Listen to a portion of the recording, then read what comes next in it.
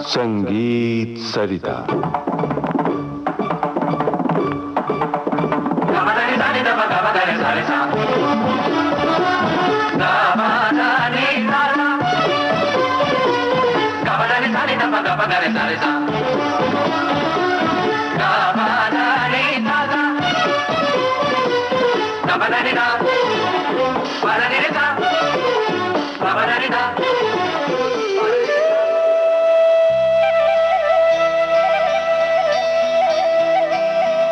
संगीत सरिता।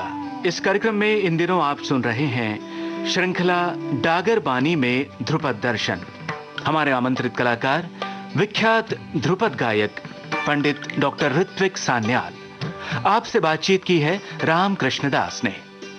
आज प्रस्तुत है इस श्रृंखला की चौथी कड़ी। श्रोताओं नमस्कार। हमारे साथ हैं ध्रुपद के मूर्धन्य कलाकार पंडित डॉक्टर ऋत्विक सान्याल। पंडित जी आपको नमस्कार। नमस्कार। आज की इस कड़ी में पंडित जी डागरबानी में स्वर के जो 7 भेद होते हैं उसके बारे में हमारे श्रोताओं को बताएं और मेरुखंड क्या चीज़ है इसके बारे में भी बताएं।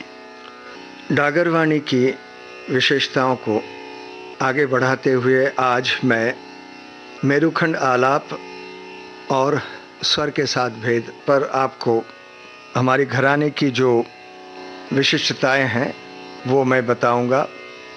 इन विशेषताओं को मैं समझता हूँ हमारे प्रबुद्ध श्रोताओं के लिए और संगीत के शोधार्थी के लिए बड़ा ही महत्वपूर्ण है। गाने बजाने के साथ साथ जो चिंतन मनन मंथन हमारे घराने के जो पूर्वज थे उस्ताद बैराम खां साहब, वो खुद एक बहुत बड़े आचार्य थे, षट शास्त्री थे। और हमारी इस परंपरा में मेरे गुरुजी ने गायन के साथ साथ संगीत शास्त्र का विशेष अध्ययन भी हम लोगों ने किया। मेरुखंड शब्द प्राचीन है, ये खंड मेरु से आया है। खंड मेरु जो है स्वर का प्रस्तार है और 7 स्वर का 5040 प्रस्तार संभव है। और ये प्रस्तार का जो प्रयोजन है, ये आलाप में धीरे धीरे हम जो स्वर का बर्ताव करते हैं, स्वर और राग का एक जो बर्ताव है वो मेरुखंड से संभव है। पंडित जी आप प्रस्तार से स्वरों की उलट पलट की बात कर रहे हैं। इसको हम उलट पलट नहीं कहेंगे, इसको हम प्रकटीकरण कहेंगे। स्वरों का किंचित प्रकटीकरण, धीरे धीरे हम स्वर को आगे बढ़ाते हैं। और जैसे कि जब हम खाना खाते हैं, सब खाना एक साथ हम नहीं परोसते हैं, धीरे धीरे वो क्रम से आता है। तो आपके अंदर एक जिज्ञासा बनी रहती है, एक आकांक्षा बनी रहती है कि आगे क्या होने वाले है। तो इसी संदर्भ में खंड मेरु है। जैसे कि ने रे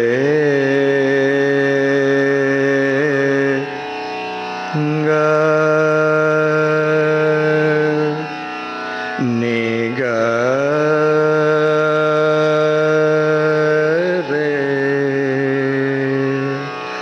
रे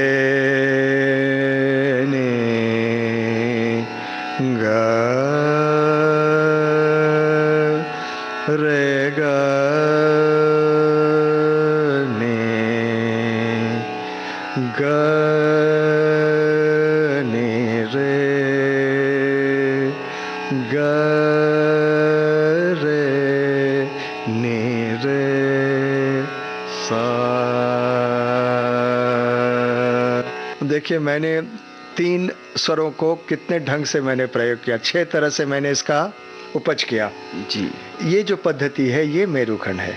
निरेगा नीगा रे, रेनी गा रेगा नी, गानी रे गरेनी जी। तो ये खंड मेरु हुआ। अब थोड़ा सा आलाप में कैसे इसको आगे बढ़ाते हैं। रे रे रे ना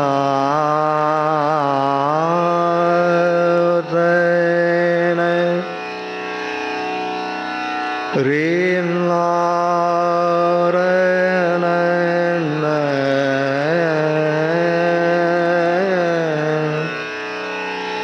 रे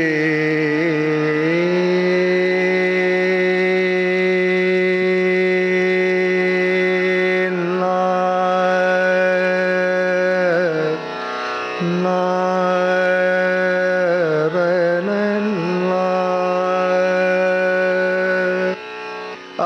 मेरुखंड के ही सिलसिले में हर एक स्वर का भी अपना एक रंग है, सूक्ष्म जो है स्वर का भेद होता है और हर राग में वो रंग बदलता है।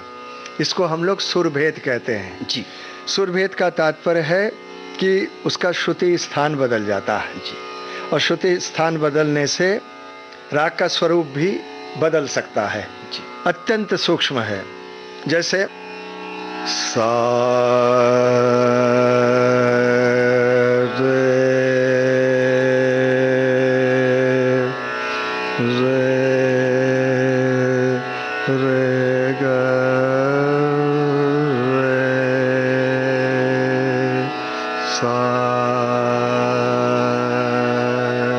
ये टोड़ी का ऋषभ गंधार है। भैरव में इसका बदल जाएगा रे रे ना।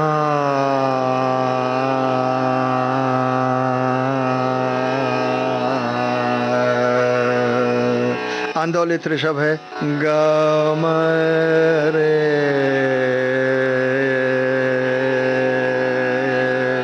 रे। ये आगे का स्वर हम प्रवेश नहीं कर रहे हैं, अत्यंत सूक्ष्म है रे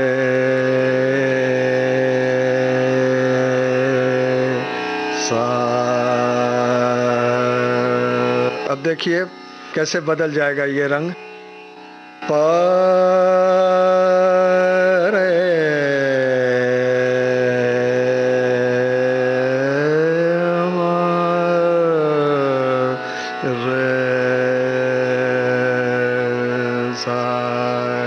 अति कोमल ऋषभ राग श्री में। इसका रस भी अलग है, हर स्वर का रस अलग है और राग भी अलग हो रहा है सुरभेद से।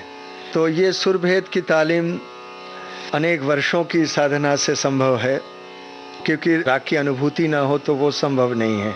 राग का वर्णन होना आवश्यक है, राग का जो रस है उसका वर्णन होना आवश्यक है। तो हमारे गुरुजी कहते थे कि बेटा कभी राग गाना मत, राग का वर्णन करो। पंडित जी, आम संगीत सीखने वाले और श्रोता केवल शुद्ध स्वर, कोमल स्वर और तीव्र स्वर के बारे में जानते हैं। आपने हमारे श्रोताओं को कोमल, अति कोमल आदि का वर्णन करके गाकर बताया।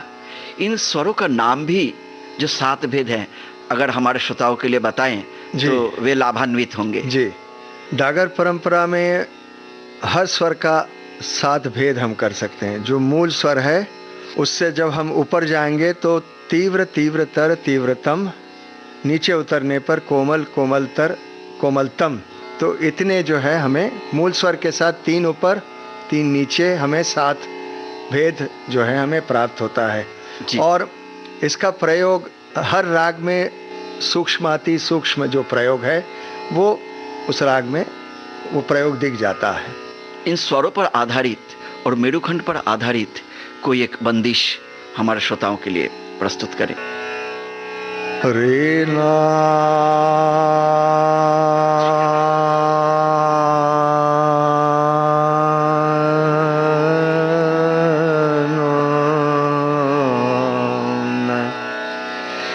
ते रे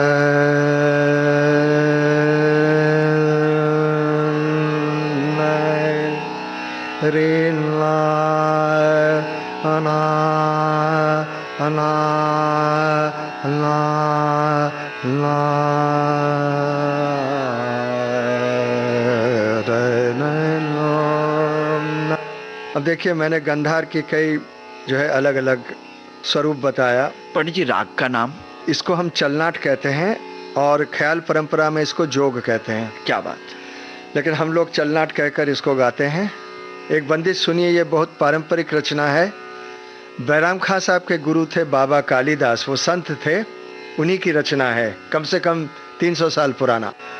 नाद भेद सो नाद भेद सो नाद भेद सो नाद, नाद भेद सो न्यारो कर दिखलावे जो सोए गोनी, कर दिखलावे जो सोए गोनी।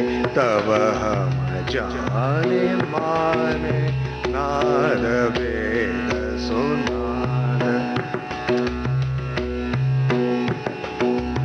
नाद के अष्टादि अंग नाद वेद दोई भेद नाद के अष्टादि अंग नाद वेद दोई भेद दीजे अनहत नाद जो पहले दीजे अनहत दीजे अनहत नाद जो पहले 22 श्रुति पहचान सा सा सा रे रे ग ग म म म प प नि प म प म ग म ग सा नाद वेद सुना। ये ऋषभ षट्श्रुतिक ऋषभ है, चढ़ा हुआ। सा सा सा रे रे ग ग म म म प प नि प म प म ग म रे सा नाद वेद सुना वेद सुनाद कर दिखलावे जो सोई गुनी कब हम जाने माने नाद वेद सुनाद वेद सुनाद। क्या बात है पंडित जी, आपने इस ध्रुपद के साथ हमारे श्रोताओं को नाद भेद के बारे में जानकारी दी। इसी के साथ इस कड़ी का आज समापन करते हैं। कल फिर मिलेंगे ध्रुपद पर दूसरी चर्चाएं करने के लिए। नमस्कार। डागर बानी में ध्रुपद दर्शन, आज आपने सुनी इस श्रृंखला की चौथी कड़ी। हमारे आमंत्रित कलाकार हैं सुप्रसिद्ध ध्रुपद गायक पंडित डॉक्टर ऋत्विक सान्याल। आपसे बातचीत की रामकृष्ण दास ने। पखावज पर संगति कर रहे थे श्री ध्यानेश्वर देशमुख। इस कार्यक्रम को बनाने में हमारे तकनीकी सहयोगी वंदना ठाकुर और निखिल धामापुरकर। विविध भारती की ओर से इस कार्यक्रम की प्रस्तुतकर्ता मनीषा जैन।